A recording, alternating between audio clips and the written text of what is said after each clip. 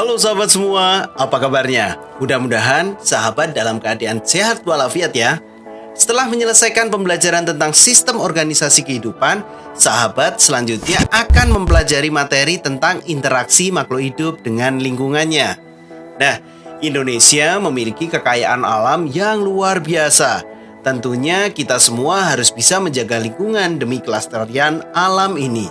Nanti kalian akan menemukan berbagai istilah seperti habitat, populasi, ekosistem, biotik, abiotik, dan masih banyak lagi.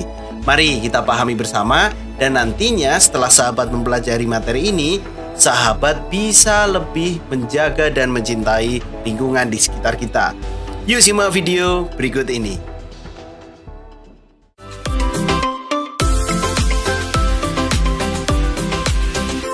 Jangan lupa subscribe channel Mr. Klik agar rekan-rekan mendapatkan update video pembelajaran, tutorial, dan sekilas tentang perkembangan dunia pendidikan. Let's go! Apakah kalian tahu apa yang dimaksud dengan lingkungan? Lingkungan adalah satu kesatuan hidup antara kondisi fisik yang mencakup keadaan sumber daya alam seperti tanah, air, energi surya, mineral, serta flora dan fauna yang ada di atas tanah, di dalam tanah maupun ada di perairan. Di dalam lingkungan, setiap makhluk hidup bergantung pada makhluk hidup lain dan bergantung pula pada sumber daya alam yang ada di sekitar kita. Pada intinya, lingkungan terdiri atas dua komponen utama, yaitu komponen biotik dan abiotik.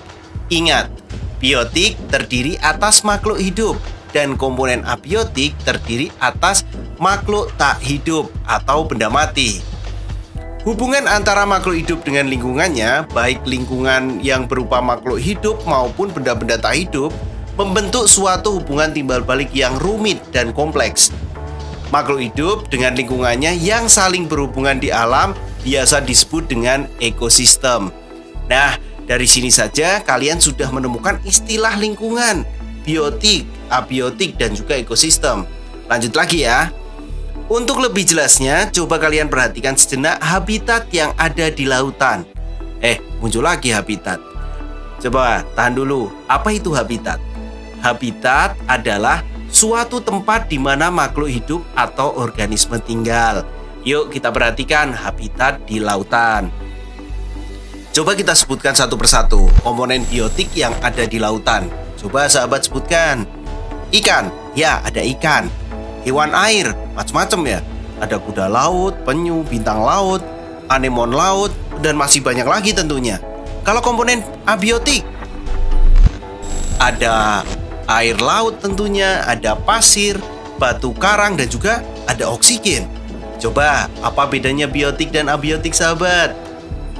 Yang pertama, komponen biotik. Komponen biotik adalah komponen dalam ekosistem yang mengacu pada makhluk hidup atau organisme. Artinya, semua makhluk hidup dalam ekosistem termasuk komponen biotik, baik itu manusia, hewan, tumbuhan, hingga makhluk hidup mikroskopik, seperti bakteri ataupun dekomposer. Berdasarkan cara mendapatkan makanannya, komponen biotik itu dibedakan menjadi 3, yaitu ada produsen yang memiliki sifat autotrof, konsumen itu yang memiliki sifatnya adalah heterotrof, dan pengurai atau dekomposer. Nah, produsen yang berperan sebagai autotrof itu merupakan komponen biotik atau komponen makhluk hidup yang mampu menghasilkan makanannya sendiri. Tumbuhan dapat membuat makanannya sendiri lewat proses fotosintesis. Nah, yang kedua adalah konsumen yang memiliki peran itu heterotrof. Nah, organisme heterotrof adalah komponen biotik atau makhluk hidup yang tidak dapat menghasilkan makanannya sendiri dan bergantung pada organisme lain sebagai bahan makanan. Hewan termasuk sebagai konsumen atau organisme heterotrof. Begitu juga dengan manusia juga heterotrof.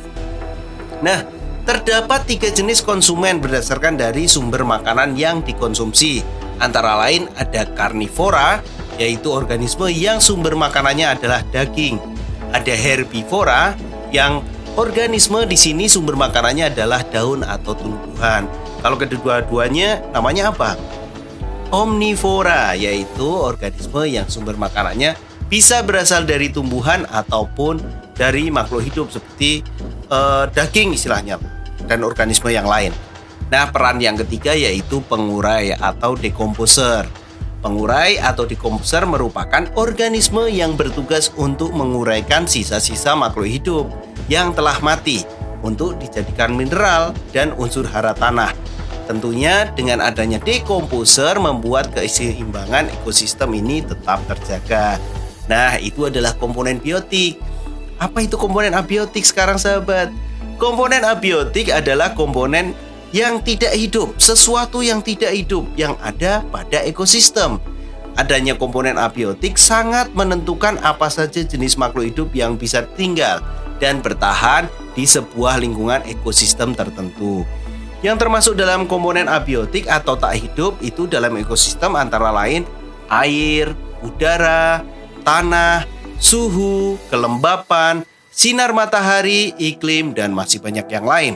Berikut adalah pembahasan untuk memulai bagaimana dasar-dasar interaksi antar makhluk hidup. Tentunya jangan lupa subscribe channel Mr. Klik agar mendapatkan video-video selanjutnya pembahasan lanjutan dari bab interaksi makhluk hidup.